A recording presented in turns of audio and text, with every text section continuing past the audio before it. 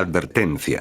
El video que están por ver contiene material sensible, su objetivo es informar y rechazar el morbo y nada se afirma al 100%, se recomienda discreción. Todos los enlaces a las fuentes estarán en la descripción del video. Hola a todos, ¿cómo se encuentran? Estamos en un nuevo video para el canal, el primero donde utilizamos una voz loquendo para narrar, aunque tengo videos antiguos donde utilizo Clipchamp, actualmente no poseo micrófono, por lo que utilizo este software TTS. En el tiempo transcurrido donde no hice videos, estuve investigando sobre un caso que me hizo muy llamativo por su extrañeza y poca atención que recibe en la comunidad habla hispana.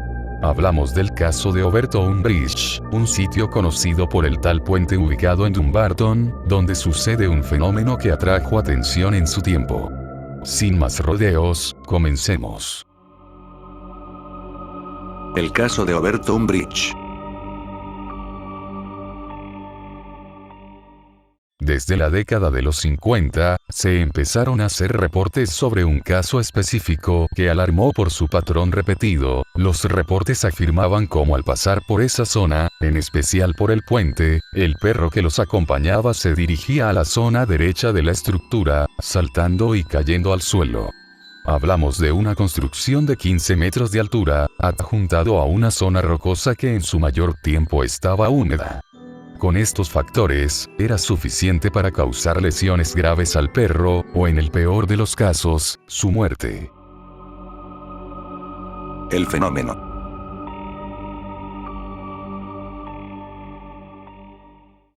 Uno de los casos más conocidos es el de la perra Hendrix, una Golden Retriever de 19 años, la cual fue una de las víctimas del fenómeno. En el año 2004, Hendrix y su dueña Kenneth Michael paseaban por la zona, cuando repentinamente Hendrix saltó del puente sin una razón aparente. Afortunadamente, la mascota logró sobrevivir al caer sobre una acecha de musgo que disminuyó el impacto, sin embargo, le dejó con contusiones y hemorragias, principalmente estrés que contribuyó a la caída de su pelo. Otro de los casos más populares ocurrió un año después. Donna Cooper iba junto a su familia mientras paseaba a su perro Ben, cuando repentinamente este salta del puente, causándole traumas óseos en la mandíbula, espalda y patas. Ben tuvo que ser trasladado, y debido a factores de salud y bienestar, el perro tuvo que ser sacrificado como prevención para no prolongar su sufrimiento.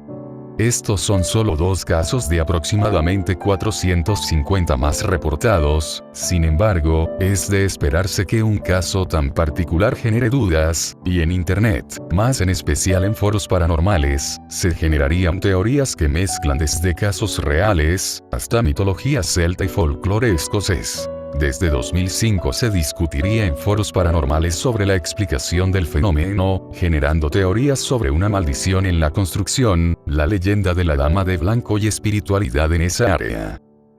La Dama de Blanco es una leyenda que cuenta sobre la historia de la esposa de John White, conocido por ser el primer varón de Overton. Este cuenta cómo al viudarse en 1908, la esposa quedó sufriendo mucho, y se da a entender que su espíritu sigue vagando por el lugar. Prácticamente la leyenda de la Dama de Blanco pero en Overton. El relato, por lo que se ve, fue propuesto por el profesor de religión y filosofía, Paul Owens, quien curiosamente hizo más libros sobre el tema. Paul Owens mantenía una postura espiritual sobre el asunto, al ser una construcción gótica tan antigua, ubicado en un lugar con tanta cultura y folclore, era obvio esperar que se le dé una explicación como esa a un fenómeno tan particular. En la historia registrada, John Campbell White heredó la casa Overton tras el fallecimiento de su padre, James White.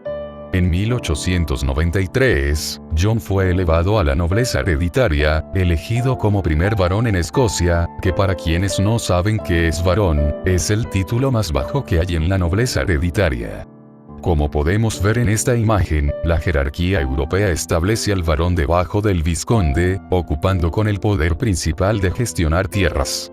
Esto le permitiría construir el puente Overton, que surgió inicialmente como un problema de desconexión, ya que la gente no podía acceder al sitio por el plano empinado. En el año 1908, John muere, dejando a su esposa viuda.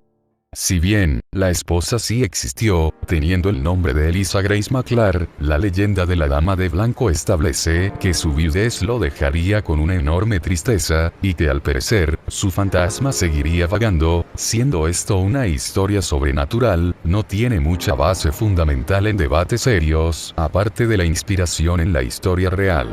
Uno de los casos que más me aturde es el de Kevin Moy, un padre de 32 años que lanzaría del puente a su bebé llamado Eogan tras un delirio que lo llevaría a pensar que su hijo era el anticristo. Sí, el caso es real, ocurrió en octubre de 1994, de hecho, este procedería a cortarse las venas 2 veces para acabar con su vida, sin éxito alguno. Un año después, Moy sería judicializado e internado en el Carstairs State Hospital, un psiquiatra para pacientes diagnosticados con trastornos mentales. El caso culminaría con leyendas que hablan sobre el espíritu del bebé y fenómenos sobrenaturales. A mí en lo personal me parece una falta de respeto, siendo la víctima un menor de edad y el agresor un psicótico, me parece irrespetuoso convertir una tragedia sucedida por un delirio en una historia que respalde la parte mitológica, cuando, retomando nuevamente, el padre creía que Eogan era el anticristo. Pero bueno, solo es mi opinión.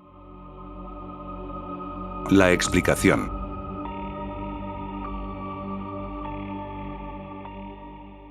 Ahora bien, después de tanto contexto, llegamos al punto más interesante, y es la explicación.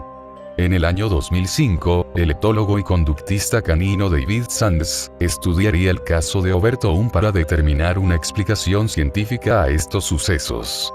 Si investigamos un poco, sabremos que entre la década de los 30, también sucedió la introducción del bisón americano para la producción de granjas peleteras en Gran Bretaña, y posteriormente serían liberados por todo el lugar en la década de los 50, tiempo donde los reportajes comenzaron.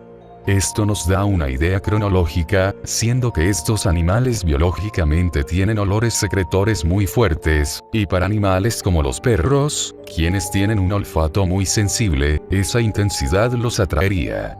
Para comprobarlo, Sands liberaría varios perros en un campo, poniendo a unos 10 metros de distancia postes que contenían bolsas con el olor de ciertos roedores como lo son el bisón, la rata y la ardilla. El experimento tiene un desenlace en el cual la mayoría de perros terminan sintiendo más atracción con el bisón. Realmente se llegó a la conclusión de que el olfato era el causante de esto, debido a que la visión y oído no se verían afectados, siendo el grosor de la pared lo que no los dejaría ver, haciendo que desde la perspectiva de los perros, haya un piso cercano después de la baranda, terminando en el resultado ya previsto. El 17 de octubre de 2006, Daily Mail, un reportero periodístico británico, publicaría un artículo donde hablaba sobre los reportes y la investigación de David Sands. Este sería un artículo que propulsaría además notas a hablar sobre el asunto, ganando popularidad después de 2010. Actualidad.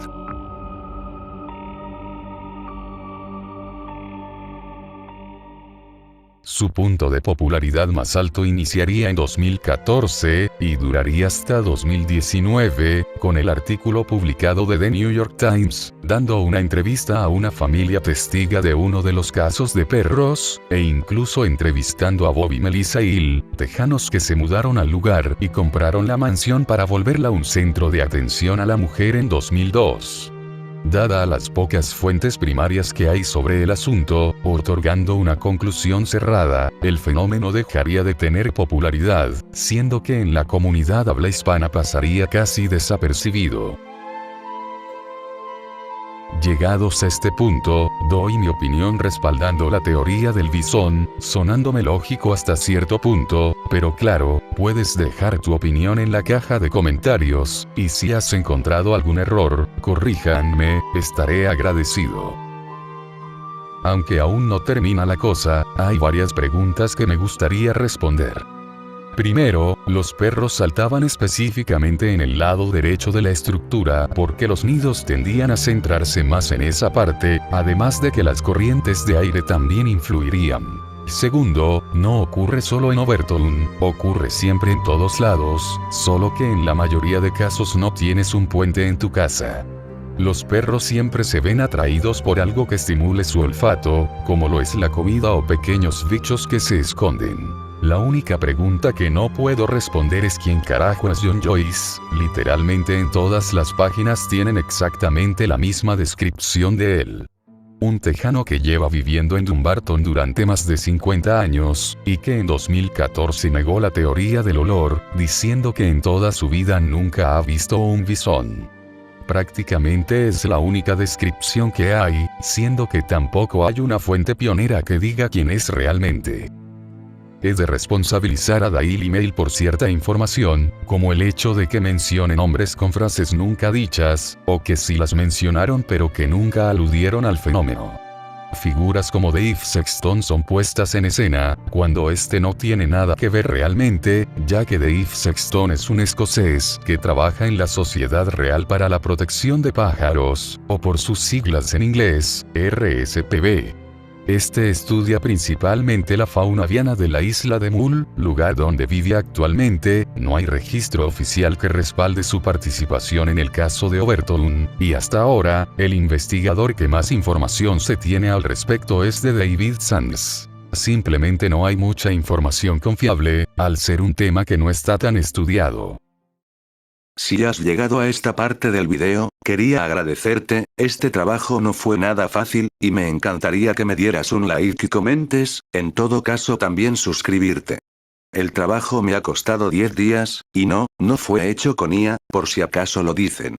Recuerden que siempre deben fijar sus fuentes, y si les da hueva hacerlo, no opinen. Soy Gedesaldi, y nos vemos para la próxima.